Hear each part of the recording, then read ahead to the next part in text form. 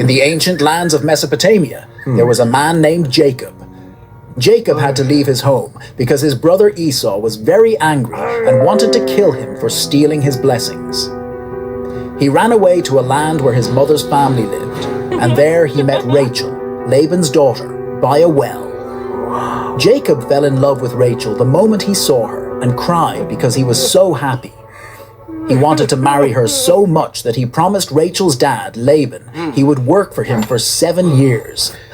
But Laban was a sneaky man and had other plans.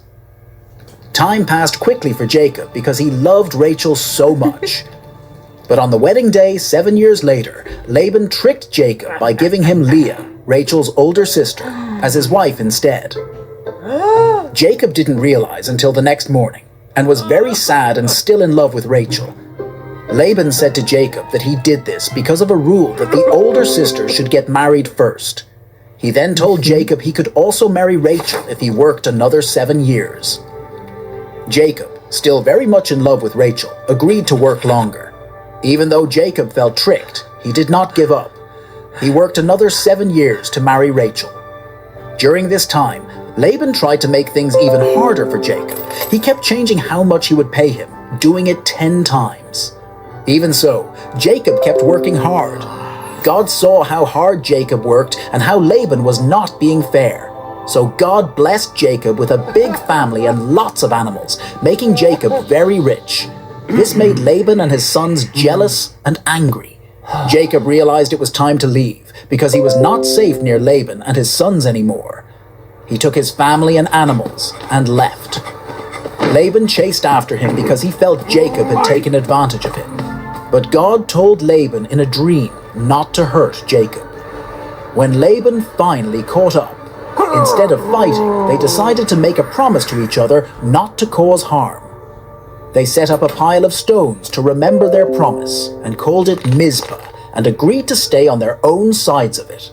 Laban said goodbye to his daughters and grandchildren. Then Jacob and his family went on their way.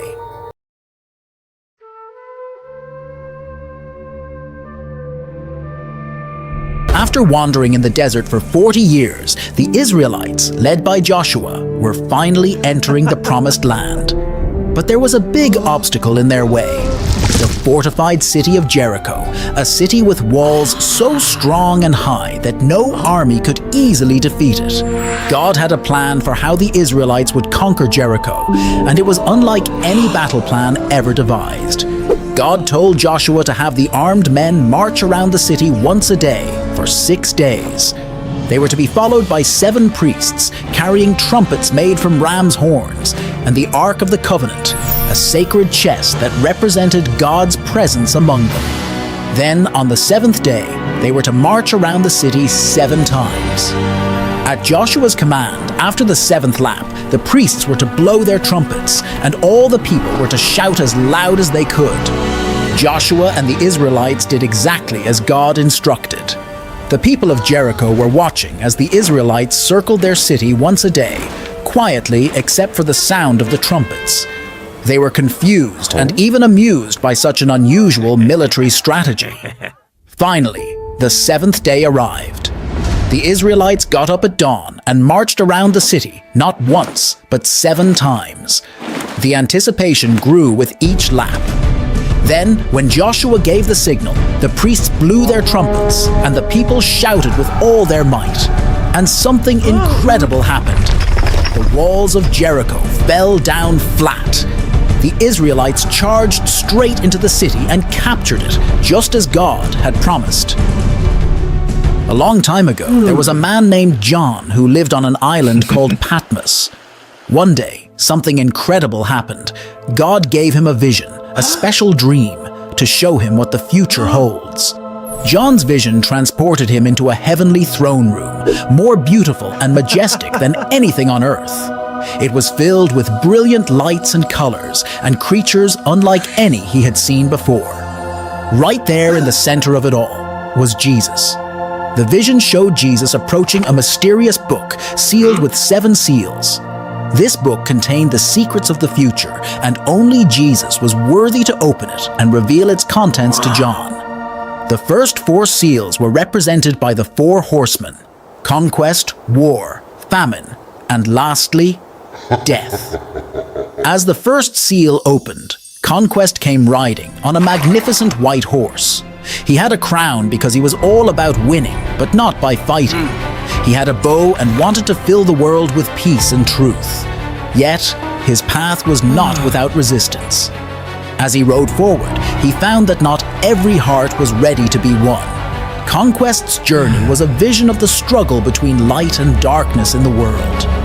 When the second seal broke, War rode in on a fiery red horse, swinging a big sword. War was all about conflict, as he used his sword to take peace away from the earth, making people fight each other. It was as if everywhere you looked, people were arguing and battling, unable to find peace. With the third seal, Famine arrived looking serious on a black horse. He held scales that showed there wasn't enough food for everyone. Every meal became extremely important, and the people were greatly affected by the weight of hunger. This period tested the generosity and kindness of humanity, encouraging people to help one another, reminding us how sharing can bring light even in the darkest times. The fourth seal revealed a chilling sight: death. He showed up on a pale horse with Hades right behind him.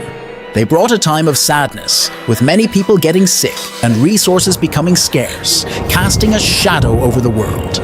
This time made everyone remember how important it is to care for each other and to make the most of every moment together, teaching us the value of compassion in the toughest times. When the fifth seal opened, John saw a sad sight. There were people who had stood up for what's right, but got hurt for it, their voices calling for justice. They wore white robes as a symbol of their goodness and that they wouldn't be forgotten. This promised a time when doing the right thing would win, a future where truth and bravery shined the brightest. The sixth seal caused big trouble. Earthquakes shook the ground, the sun went dark, and the moon turned red, shocking everyone who saw. Stars seemed to fall from the sky, painting a picture of a world in need of change. This was a clear signal that it was time for everyone to think about how they could make things right again, urging us to come together and rebuild what was lost. Lastly, the seventh seal brought a deep silence, as if everyone was holding their breath. This quiet time was not just a pause, but a chance for everyone to reflect about what had happened and what was coming next. Then 7 angels appeared with trumpets to let the people know that more challenges and trials were waiting ahead, urging them to be ready for what the future holds. John's vision of the 7 seals is full of stories and lessons. It's about never giving up, teaching us to stick together, believe in good, and keep looking for the light even when it's hard.